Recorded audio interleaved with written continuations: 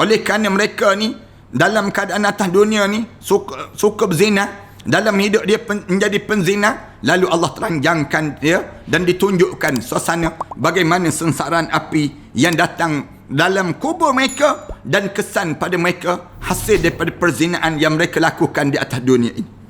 Kerana merupakan kebiasaan mereka untuk menutupi diri dalam kesunyian sehingga ia dihukumkan dengan dibukakan rahsia mereka. Ada orang yang berbuat kebaikan, dia menolong orang dan orang susah dan sebagainya. Bila dia tolong orang susah, lalu orang yang tak dapat tolong ni, dia kata tengok orang lain yang datang sekejap je, dia datang boleh selesai masalah. Orang lain yang lama dah duduk kawasan tu tak selesai masalah, kenapa? Tengok cara bagaimana mereka nak laga-lagakan di antara orang-orang yang melakukan kebaikan. Padahal dua-dua ni ada kebaikan. Yang dah lama dah nak tolong ni, tiba-tiba tak tolong orang yang demikian. Tak tolong dalam kes demikian. Maka datang orang lain tolong, maka di waktu ini sepatutnya selesai masalah. Dan tak ada dah masalah. Lalu berlapang dada di antara satu sama lain. Tentang mengenai satu suasana yang kita akan lalui dalam hidup kita ini, sama ada kubur kita menjadi taman pada taman-taman syurga ataupun kawah kepada kawah-kawah neraka. Dan kita tahu bahawa dalam hidup kita ini, bila kita menghadap depan Allah, maka di waktu mana roh kita mula dihadapkan di hadapan Allah, kemudian sama ada dia akan menjulang naik ke atas ataupun dia membenam terus ke dalam muka bumi ini. Na'udzubillah min dzalik. Kalau sekiranya menjulang naik ke atas, itu menandakan tempat kita dalam syurga Allah Subhanahu Wa Taala. Tapi kalau sekiranya roh kita ini membenam terus ke dalam muka bumi ini, maknanya itu tanda neraka yang telah tersedia untuk mereka yang dihadapkan di hadapan Allah. Pilihan kita hanya ada satu pilihan. Bukan pilihan untuk dua pilihan ini, tidak. Pada diri kitanya kita dipilih sama ada naik ke dalam syurga Allah. Itu pilihan yang utama pada diri kita. Supaya kubur kita menjadi taman pada taman-taman syurga. Jangan sampai peringkat di waktu mana kita meninggal dunia, tiba-tiba kita dibenamkan ke dalam bumi ini sehingga 7 petala bumi yang disebut ini, dan kemuncaknya kita dalam keadaan kesengsaraan. Para penonton dan sahabat-sahabat sekalian, punca apa di kalangan kita ni terkena dengan sampai terbenam sebegitu? Kita dah sebut dah bagaimana untuk nak terselamat, untuk kita naik dan sampai kita di arasy Allah, kemudian roh-roh kita berterbangan dalam syurga Allah Subhanahu Wa Taala. Puncanya amalan kita di dunia ini. Demikian juga bila kita masuk dalam kubur.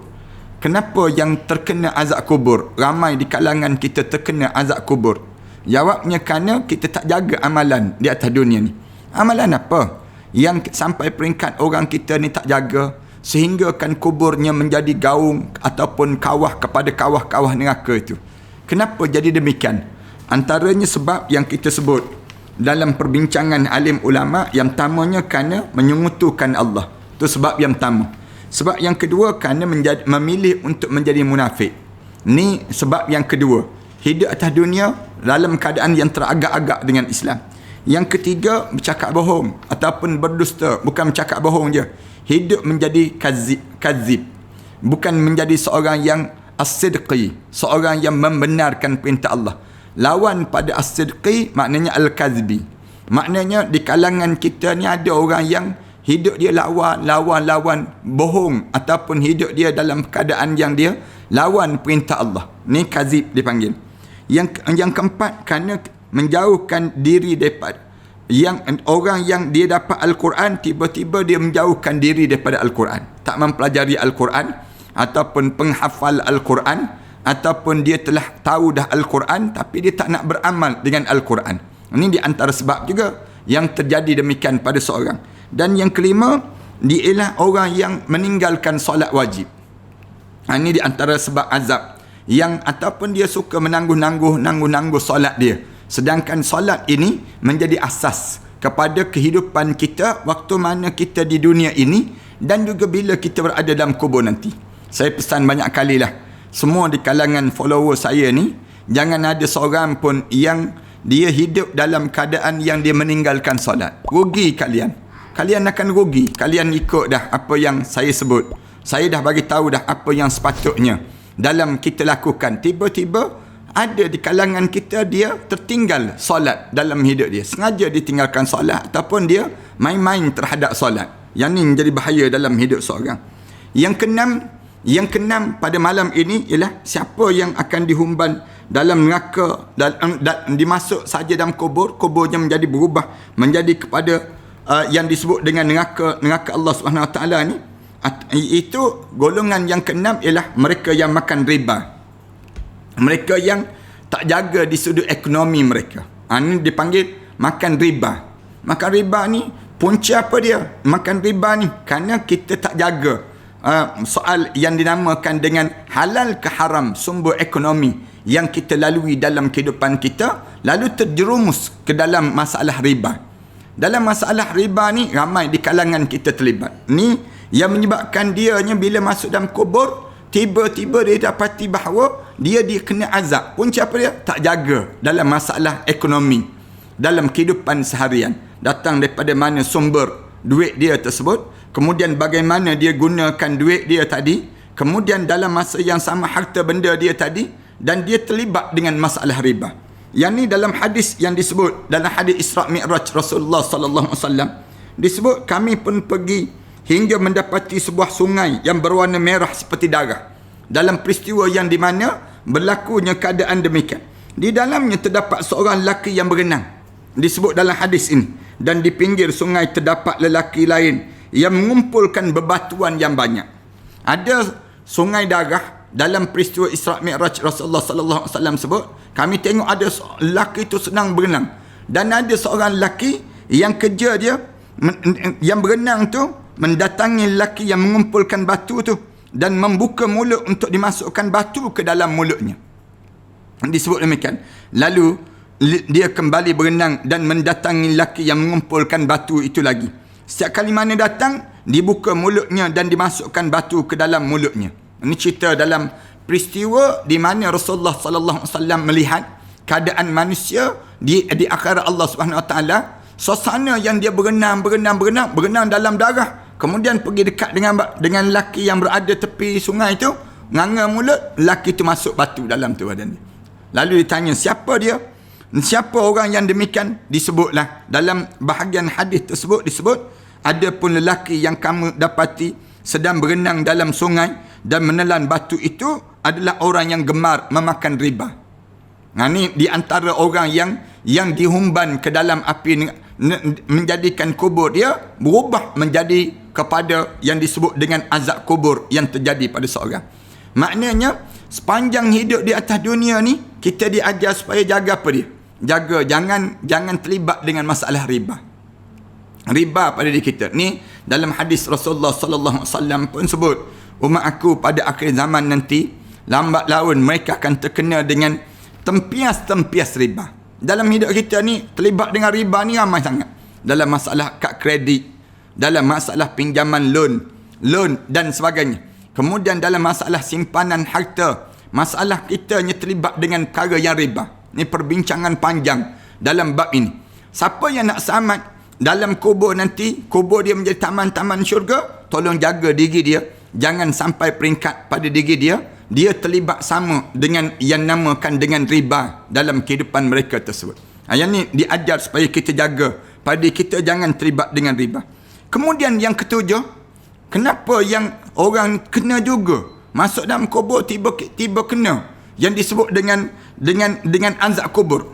Yang ketujuh ialah berzina, menjadi penzina. Terlibat dengan masalah zina.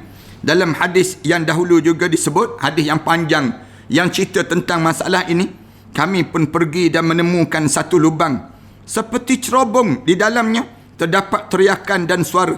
Kami pun mengamati apa yang ada dalam lubang tersebut. Ternyata sepasang lelaki dan perempuan yang sedang telanjang disambut dengan kobaran api yang menyala-nyala daripada bahagian bawah neraka, di bawah mereka itu. Ketika api itu mendekat, mereka mula semakin berteriak. Dalam bahagian terakhir hadis tersebut, ada pun lelaki dan perempuan yang telanjang itu, keduanya adalah para penzina. Na'udzubillah min dzalik. Siapa-siapa yang melangani pelacur, siapa-siapa yang hidup di atas dunia ni menjadi penzina-penzina. Kalau dia tak taubat, mati dia dalam keadaan dia bawa dosa tersebut, kubur dia menjadi tempat seksaan yang mengazabkan padanya. Jaga dalam hidup kita ni, di antara perkara yang Islam suruh jaga ialah keturunan. Sebab tu Islam suruh kita berumah tangga. Dengan tujuan nak suruh apa dia? Jangan kita terlibat dengan zina. Zina ni, ramai di kalangan kita ni terlibat. Senang jadi terlibat kerana apa dia? Kerana proses dalam masyarakat kita ni, membuka aurat itu terdedah. Kemudian hubungan di antara lelaki dan perempuan itu senang terjalin dalam dunia kita sekarang ni. Dalam keadaan sebegini, maka berlaku anak-anak luar nikah.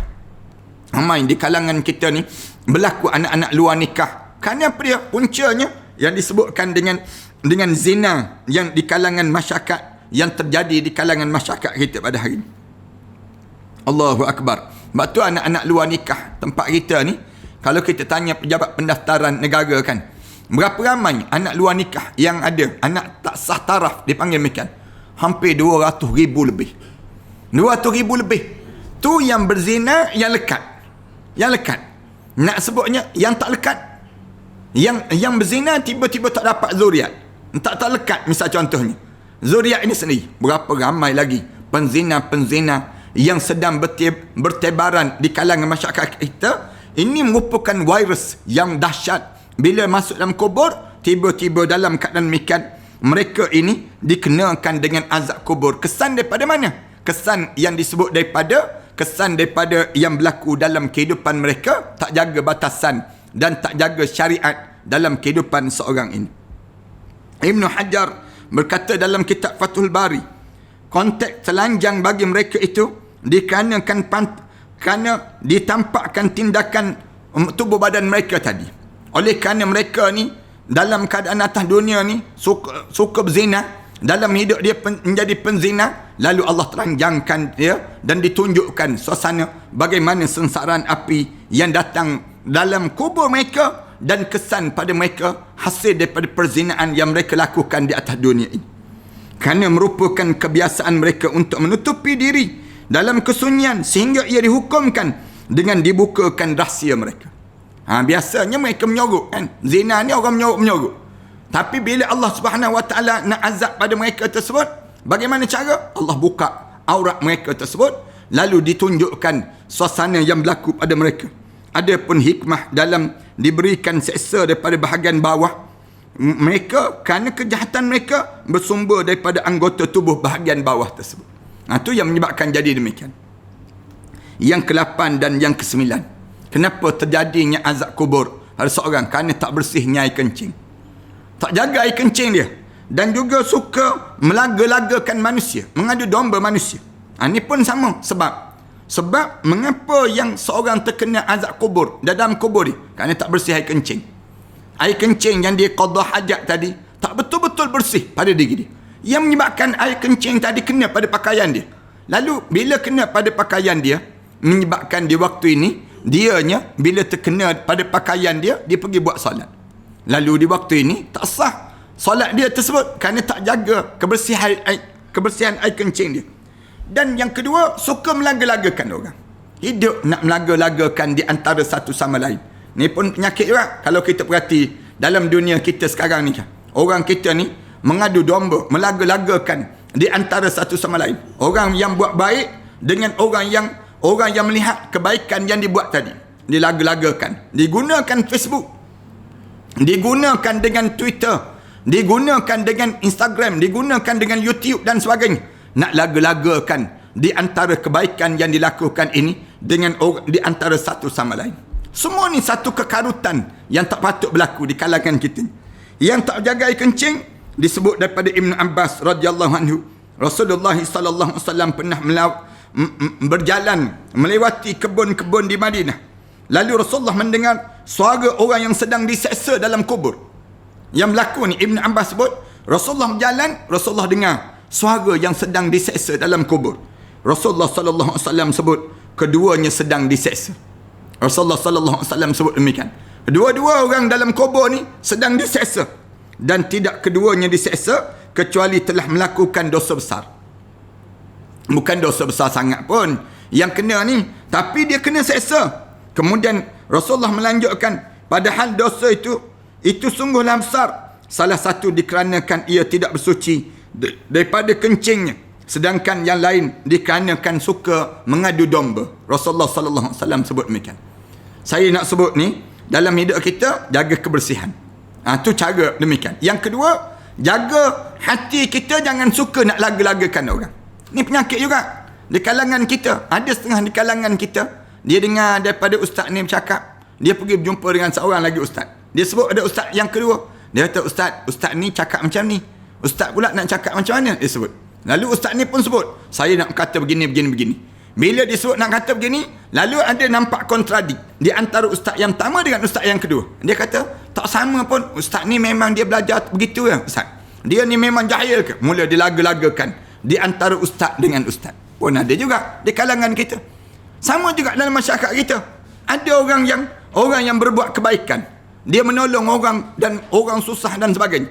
Bila dia tolong orang susah, lalu orang yang tak dapat tolong ni, dia kata, tengok orang lain yang datang sekejap je, dia datang boleh selesai masalah. Orang lain yang lama dah duduk kawasan tu, tak selesai masalah, kenapa? Tengok cara bagaimana mereka nak laga-lagakan di antara orang-orang yang melakukan kebaikan. Padahal dua-dua ni ada kebaikan. Yang dah lama dah nak tolong ni, tiba-tiba tak tolong orang yang demikian. Tak tolong dalam kes demikian. Maka datang orang lain tolong, maka di waktu ini sepatutnya selesai masalah.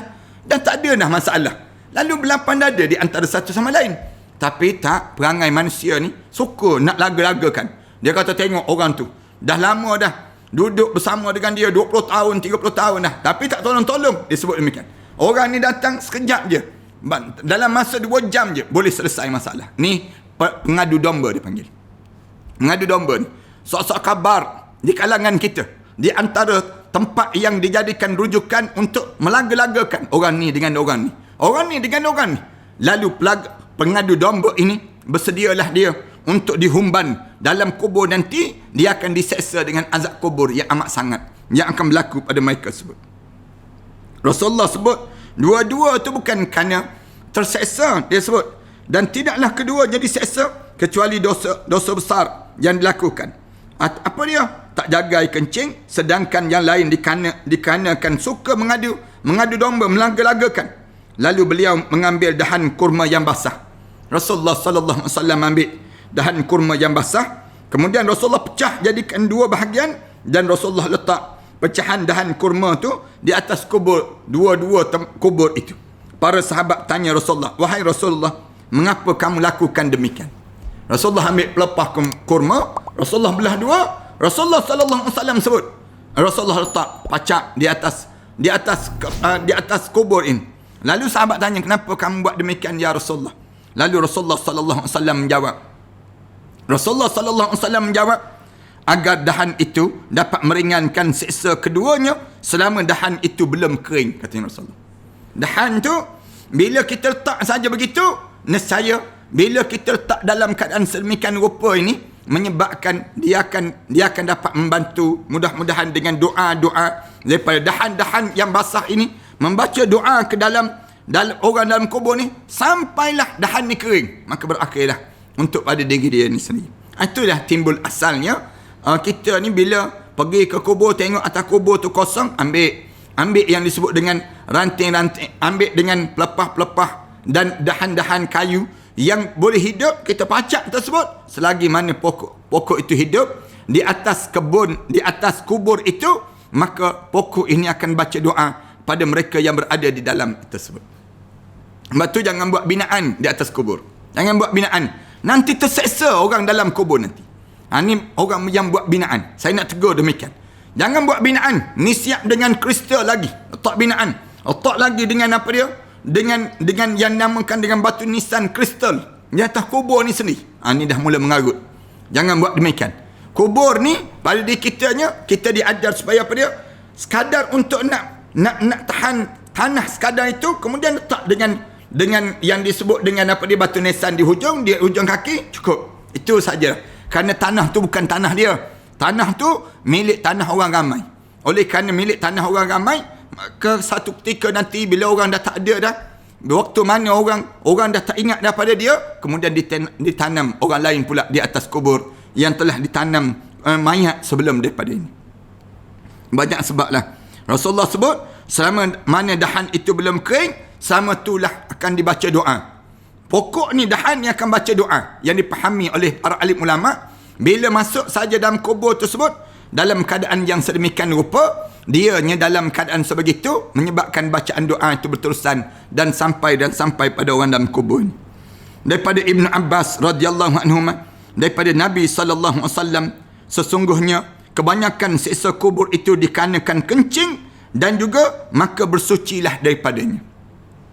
Kebanyakan siksa kubur ni berlaku kenapa? Tak bersih air kencing, tak jaga air kencing. Antara sebabnya perbincangan alim ulama, kenapa jadi kena air kencing ni? Salah satunya ialah kita kencing dalam keadaan tak jaga kebersihan. Tak jaga kebersihan, tak istibra'. Kemudian kita kencing sambil berdiri. Di antara benda yang merosakkan pada amalan-amalan dalam kehidupan kita. Rasulullah sallallahu alaihi wasallam bersabda, bersucilah daripada kencing, kerana kebanyakan siksa kubur itu disebabkan daripadanya. Rasulullah sallallahu alaihi wasallam sebut demikian. Dalam hadis-hadis yang lain yang cerita tentang mengenai suasana dalam kubur, kesan daripada keadaan orang-orang yang tak jaga perintah Allah Subhanahu wa taala. Kemudian yang ke-10. Sebab yang ke-10, kerana bercakap tentang keburukan orang lain. Ghibah.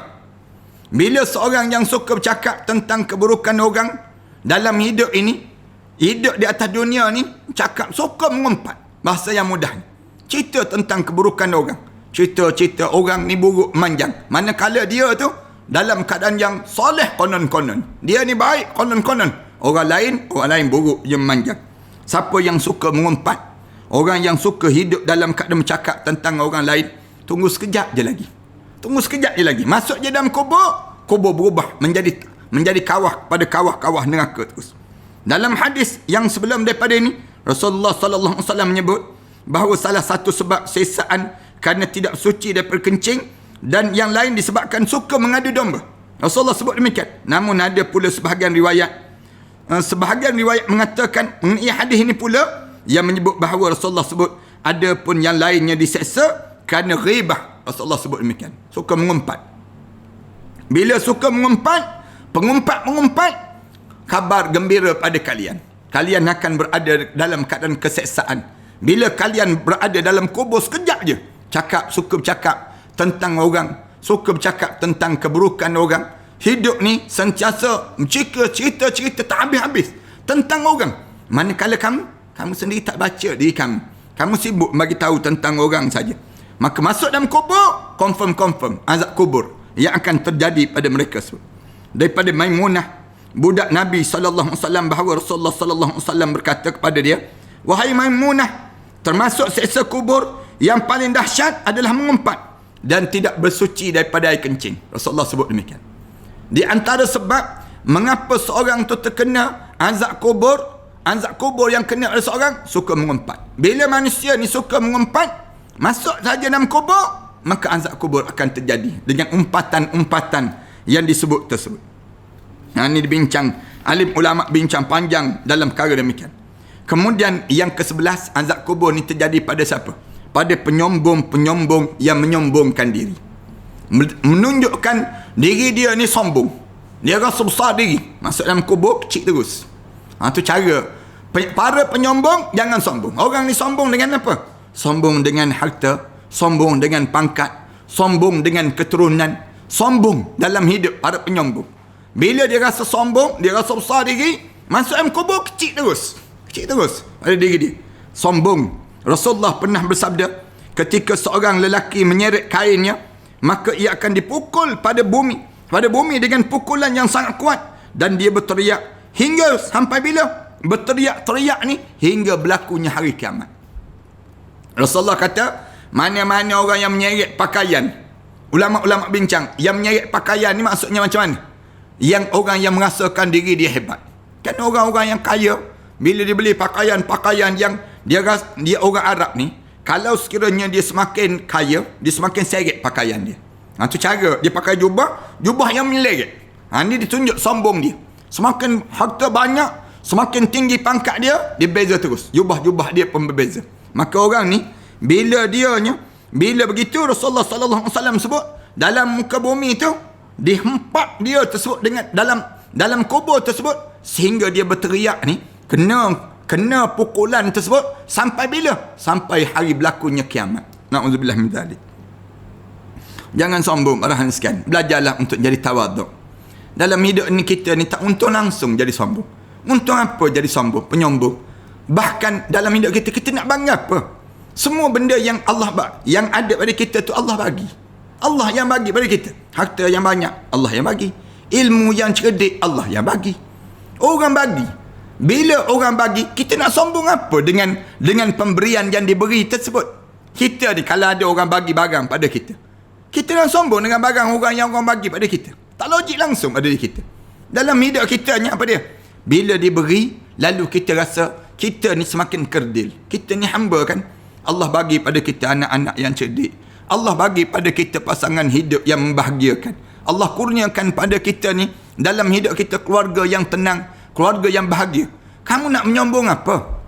Kamu rasa besar rumah kamu ni, kamu nak tunjuk pada orang. Pedah apa kamu dapat benda dari mereka? Kamu ada makanan mewah, pakaian yang hebat, kamu nak tunjuk pada orang. Kamu nak tunjuk sombong. Kamu rasa kamu hebat ke dalam kubur nanti? Tak payah, tak perlu dalam hidup kamu. Bahkan kamu kena, bila Allah bagi pada kamu nikmat-nikmat ini, tunjukkan rasa syukur pada Allah.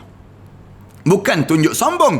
Bukan nak tunjuk dalam Facebook, nak tunjuk dalam YouTube, nak tunjuk akulah orang hebat, akulah begini. Jangan.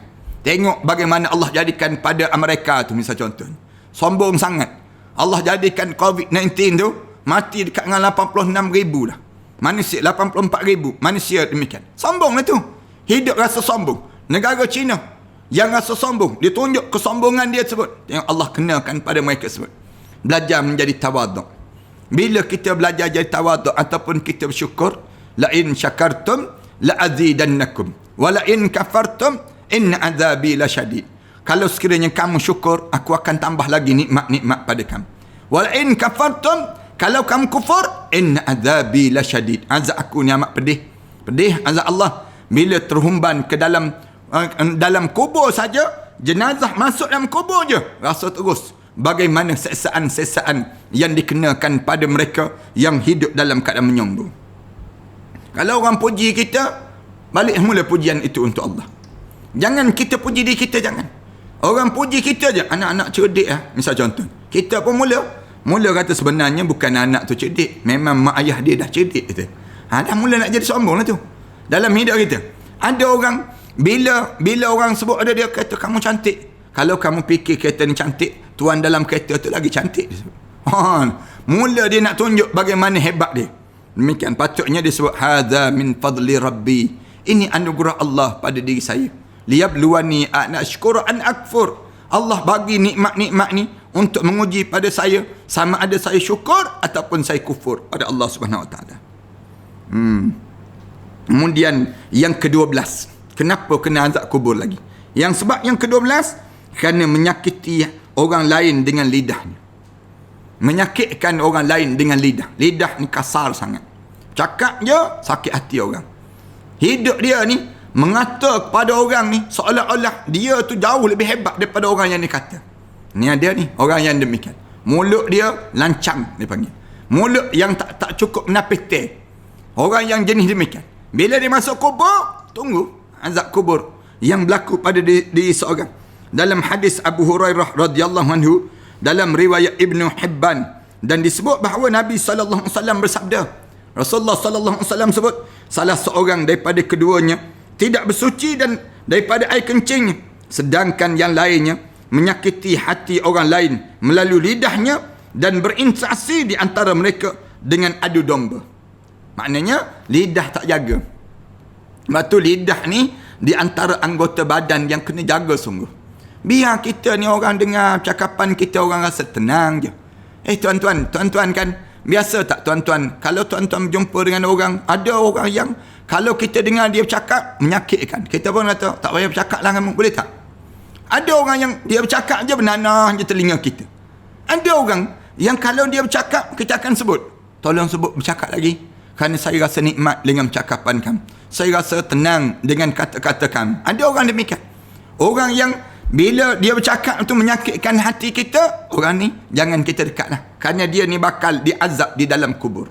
Itu cara demikian pada diri kita. Kita paling terus. Cakap je nak sakit hati. Cakap je menyakitkan hati di kalangan kita. Baik tak payah bercakap. Baik kita pergi jauh. Kenapa? Kerana bahaya. Kalau kita dekati juga dengan keadaan ini, benda apa yang akan terjadi?